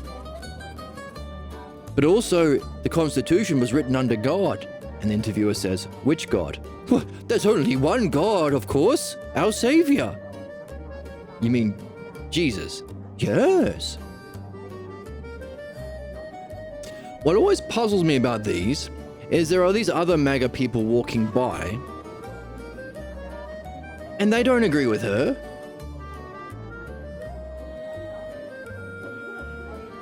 One MAGA person will be like, no, I don't believe in the separation of church and state. Other person, I don't believe in your idea of Jesus. You're a fucking evangelist. I'm a Episcoparian or whatever. Episcopalian. So these MAGA people see other MAGA people saying stupid stuff they don't agree with, but no one says anything. Because they're all wearing the same shirt and the same hat.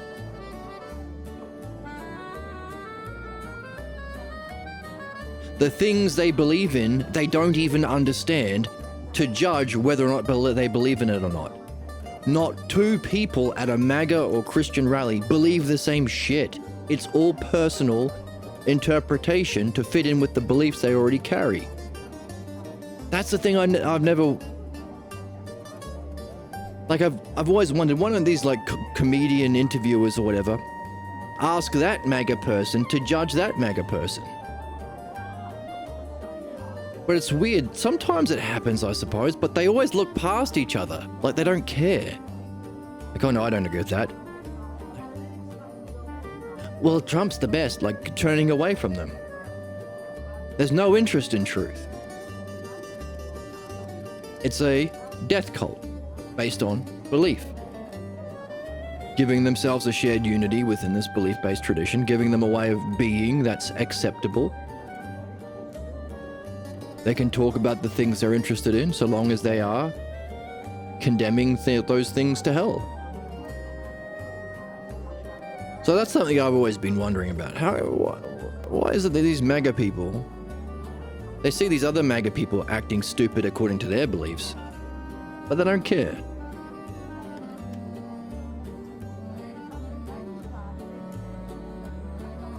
And this is where we can use analogy. You never have a math class where someone's like, oh, that guy believes 2 and 2 is 8, and that guy believes 2 and 2 is 7.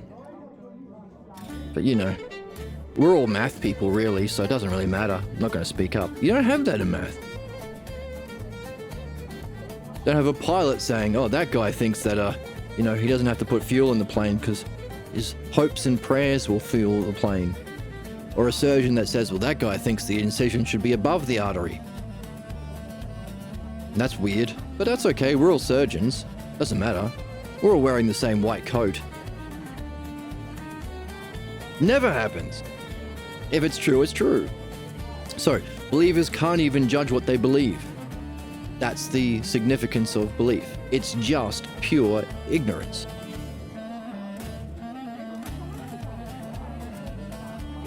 Interesting that we accept belief in our society, considering it's just pure ignorance. You can't use it, you can't compare it to anything else to learn or make analogies, you can't use analogy to communicate, you can't understand what it is you believe, so you're just a literal slave. You don't even know what you're believing. All you can say is you believe that you believe something. So the same circular logic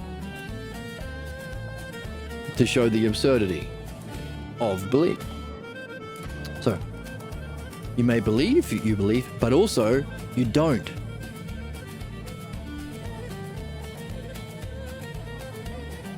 You don't believe it. You don't believe it because you can't relate to the text. You can't say, I believe in Christianity, because you don't know what it is. Now, we've been learning how to read it and understand it in this book and the last book, Socrates and Jesus, A Dialogue in Heaven. But no one's gone through understanding the nature of Christianity and its history the way we have, that I've seen. Few, if any. So they don't even believe what they think they believe. You're not Christian. Hey, by the way, if you accept belief and not understanding, you're not following Jesus, you're following Paul. Jesus was all about understanding his parables. Very easy to see if you read the Gospel of Mark. Heaven wasn't a place in the clouds, you idiot. It was a state of mind. Very easy to see in the Gospel of Mark. The one that was copied by Matthew and Luke. It was Paul that came after, who murdered Christians for fun, who wanted to put him above Jesus and said, I'm greater even than Jesus, or at least equal to him, because I was appointed by God to start Christianity. And to do the exact opposite. Screw understanding, make it belief, and believe in me. So modern Christians aren't Christians, they're Pauline Jews. They can't see that because they don't know how to read or understand. They believe something, but they don't even believe that. That's the thing about belief. Do you believe in the Constitution, MAGA person? Yes. Do you believe that we should be a Christian state? Yes. So you don't believe in the Constitution. Because the Constitution has a separation of church and state. You don't believe the thing you believe that you believe. Isn't that wild? Really highlighting that some beliefs are okay is garbage. Some beliefs are okay because everyone's entitled, because it's all about beliefs and it's all about perspective. The nature of human problems. You may believe that you believe it, but you don't. Who says, see? Who? Already, one word. The essence of belief, not what, which is transpersonal, available to everyone, necessary for understanding. What reasons and evidence, what principles, causes and preconditions. Nope. Who? Beliefs are believing a person who is cosplaying a Noah. No one with actual knowledge will ever say, hey, just believe me, bro. They will say, it's important that you understand this. That's the role of the dialectic. Who says so? One word. Who? You? Well, that's just only your view. That's only your view. See? You can always if you think everything's a matter of opinion, then that's not right. Well, that's your opinion. Self-defensive. We don't have our problems or beliefs. They have us. You don't even believe what you think you believe. Who says so? You? That's only your view. You do believe it. You believe everything is relative, so you can believe nothing is worth knowing other than your own belief. Nothing is worth knowing other than your own belief. which is the difficulty we face. If we are understanding, let's go back to the truth table. Put this on your fridge. We understand the nature of human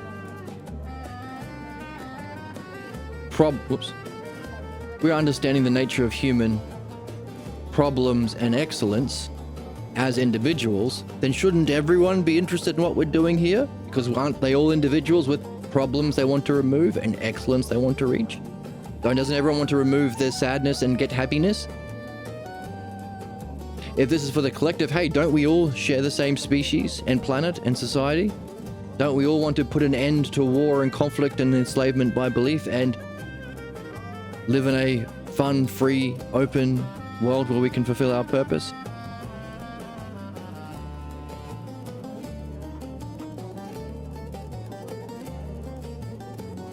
Then where's everyone?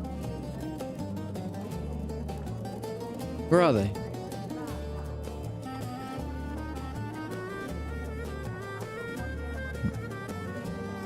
Right?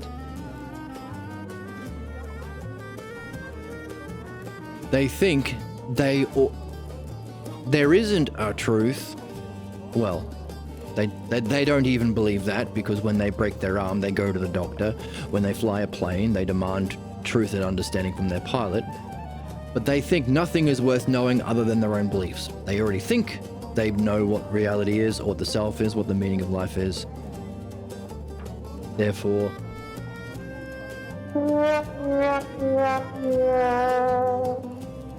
and I complain about how Hassan Piker on Twitch has 50,000 viewers sometimes, and Asmongold has 50,000, although half of them are bots apparently, so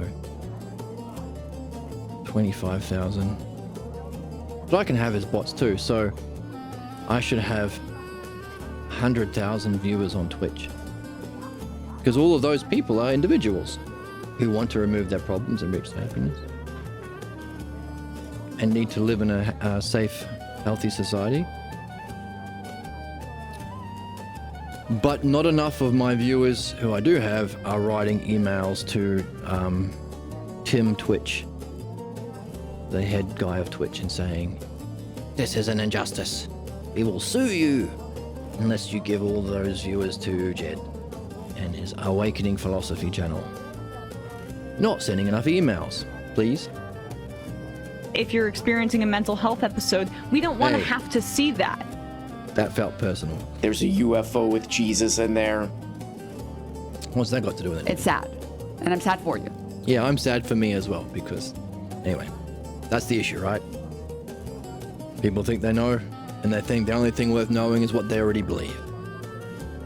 That's the self-protective, self-fulfilling prophecy, self-defense mechanism of belief, keeping us entrenched in our ignorance and suffering in this lifetime and beyond. We don't have beliefs, beliefs have us. So, very pertinent to this channel. Whoops.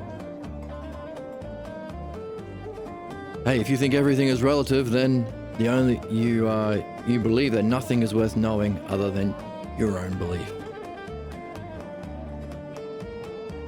Listen, if you take away my belief that everything is relative, there's nothing left. Nothing at all. Then it keeps you from facing the nothingness of your position and your life. Oh, snap. Oh, snap. He just said, Can't you just engage with anything in a way that's like meaningful ever? It's just boring, I think, is the problem. I'm just bored of it. can't you engage in anything meaningful? The woman? Ugh. Hey, These goons, these gooners. you're just being a goon and a gooner? Oh my god.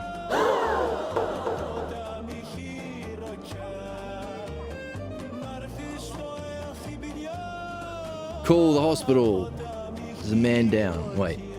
Get a body bag. He's been murdered by... Oh no, I don't know what that thing is. But holy crap. Anyone who says that, hey, if you take away my belief, there's nothing left. Anyone who identifies with their belief. Personality maxing requires you to look inward on a deeper level, and it's harder to fix because then you have to make fundamental changes to who you are as a person, and it's because it feels like a much more core component of themselves that they don't want to change. Like, it's like, well, then if I change this, who am I?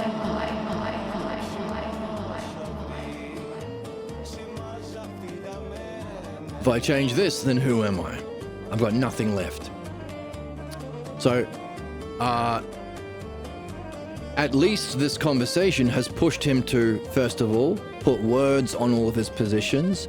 Second, reflect on his own positions he put into words, which might be a thing he has never done before. So there's a kind of logos or words and a kind of ousia and reflection. So that's our standard through of evolution. Different levels of logos and ousia. So that's at least something, but also he's been forced to tell the truth about the essence of the problem of belief. People think they need it, and if they remove their belief, whether it's MAGA or Christian or Mormon or Jew or whatever it is, there's nothing left. And instead of facing that with integrity and actually getting interested in something legitimately and learning it properly without interpretation, they are not facing the nothingness of their position and their life. You've been a religious or a MAGA or a capitalist or whatever, any belief, whatever. You've been a believer in this or that. Oh, hey, everyone believed this was what you were, this was the self, this is what reality was. So your life has been nothingness.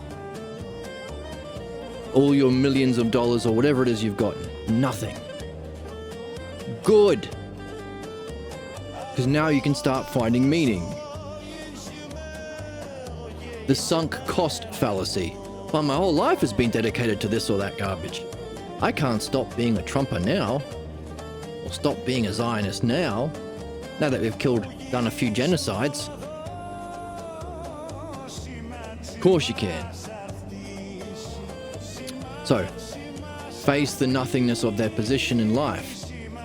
Position and life. Learning.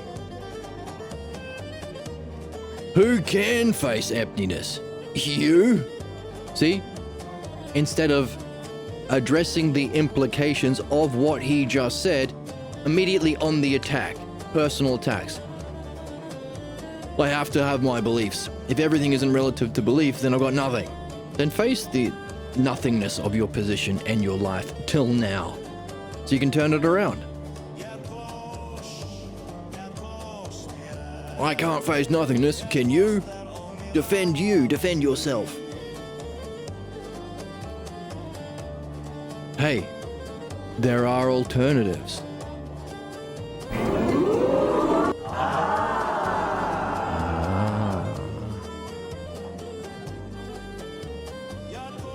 What we do here. The logos. Meaning. No! The alternatives are only word games!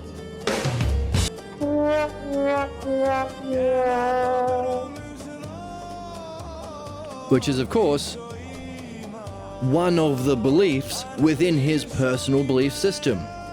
He's seeing I'm only holding on to my beliefs because I think I need them and there's nothing without them.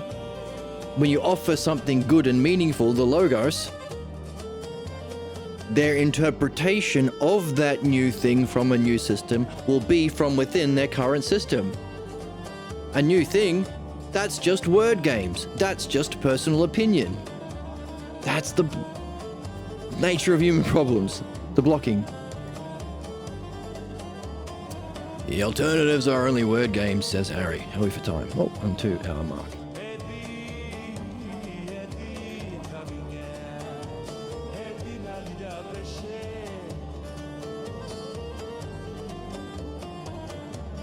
What does Joseph say to that claim? Is there any interest in finding what is true?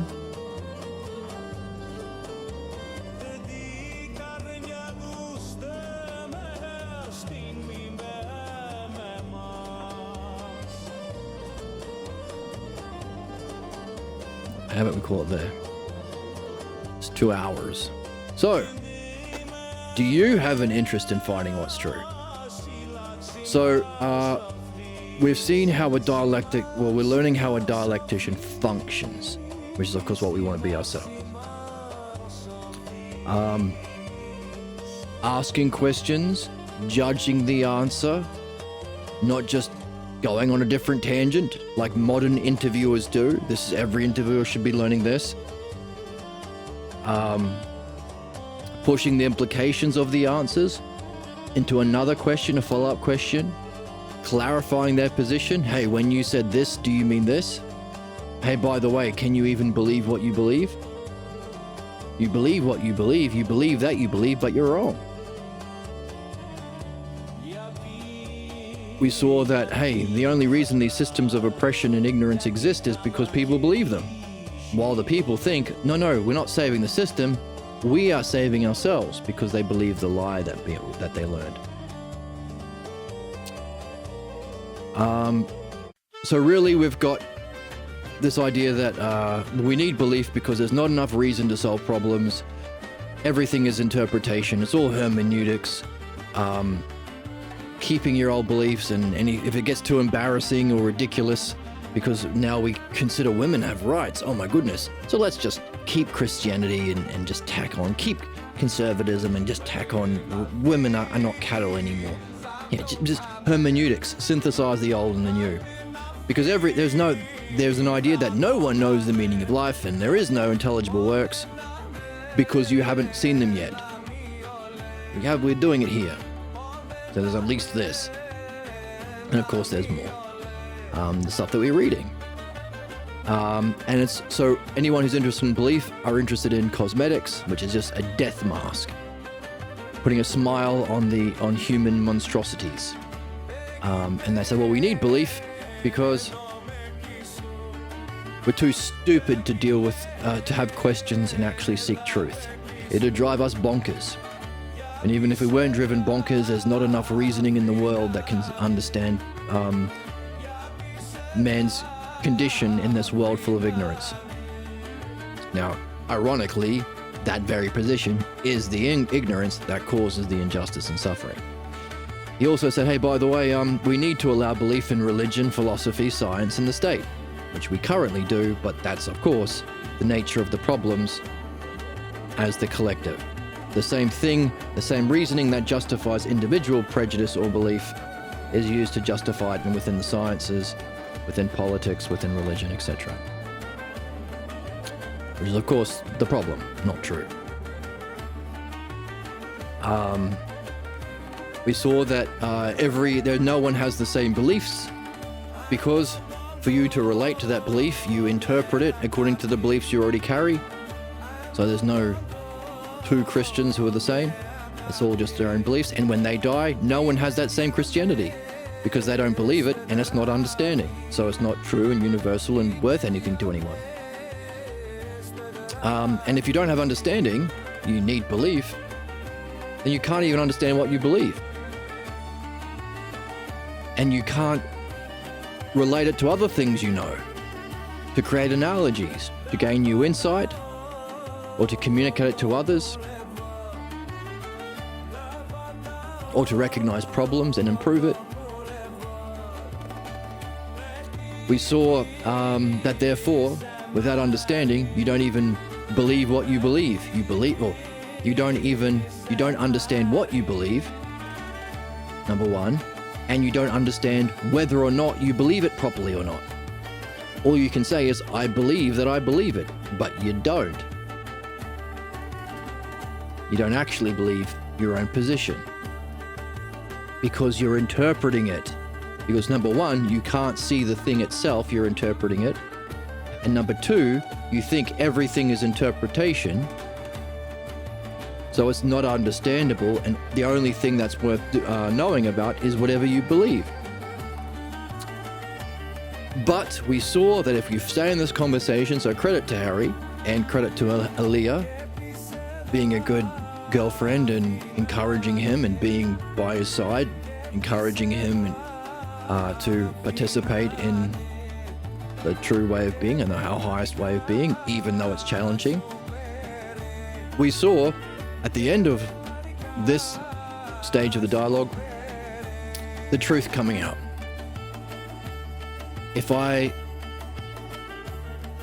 Notice, if you take away my belief, it's still you. His language is still within his system of personal interpretation. It's not that truth shows the belief to be wrong and harmful.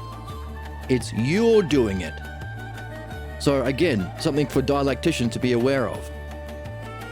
If we are introducing truth and goodness and understanding and what everyone wants and needs and seeks and is necessary, the most ignorant will reframe it as something we are doing, like we're special or something. And it's our interpretation that's challenging their ignorance that they dearly hold on to. It's not, but that's how they interpret it. So he's saying, if you take away my belief, I'll have nothing left. So again, a fear of growth, a fear of understanding, a fear of not having belief, prejudice, ignorance, but also blaming the person, not the universal transpersonal intelligence of understanding and logos.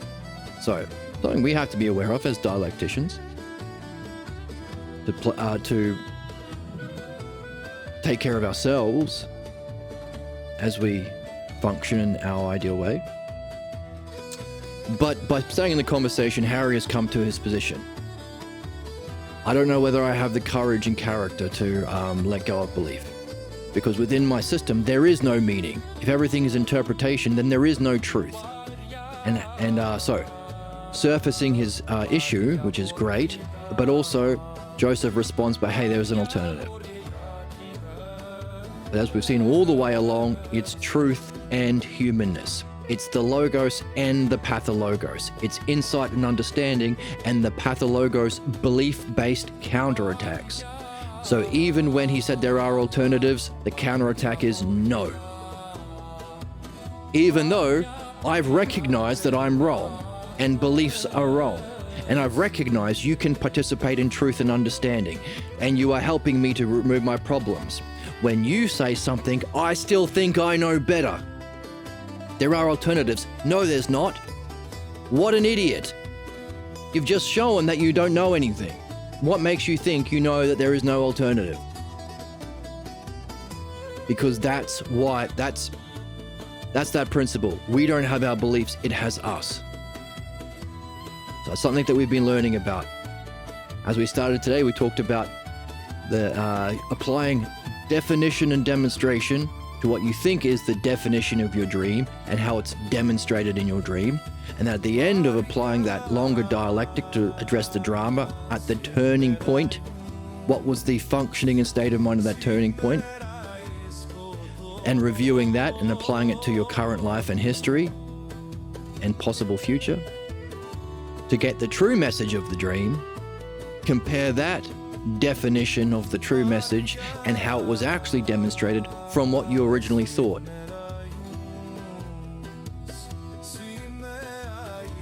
Definition and demonstration of the dream on first glance, and then after dream analysis, and compare the two. And you might even see that the difference is that very thing, or is itself an expression of that very problem the dream is telling you about.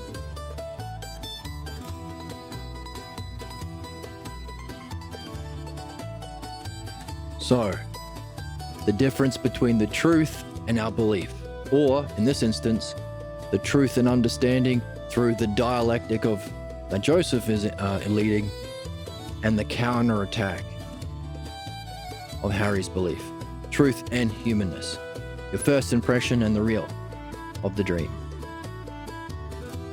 So, got to the crux of why people are so tied to their beliefs.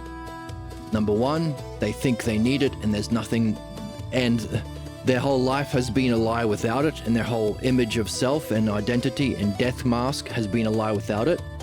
Number one, they don't want to face the nothingness of their life and position and role. And number two, any alternative will still be rejected and reframed according to their old system. So when someone says there is an alternative, truth, objectivity, understanding, intelligibility, the meaning of life, our purpose, dialectic, happiness, excellence, all of that can be waved away as just another opinion. So you think you need it, and you think there's no alternative. So, fantastic, brilliant book, brilliantly demonstrating the essence of human problems. It's all relative. It's all about belief. Next time, what does Joseph do with the conversation now that this is on the table? If someone has the integrity and courage and support from Aaliyah to reach this stage where they can see their beliefs may be wrong, they still want to hold on to it, and they're afraid of everything new, hey, that's a new kind of self-reflection and a kind of use of language that they haven't had before. So he's reached a higher level. What does Joseph do with that higher level? How does he help someone stuck in a problem? That's for next time. I hope you have fun taking any of these ideas or theories on how you might relate to your dreams and having fun playing with it. And hey, good luck. I hope you see something interesting, or at least I hope you're curious. And the good thing is you don't have to get it right, because you'll have another bunch of dreams tonight. And then you can try it again. And what you might even find is, if you're giving it a genuine effort, like Harry seems to be now, your dreams might work with you. Which might be another demonstration of our own ideal as a master dialectician.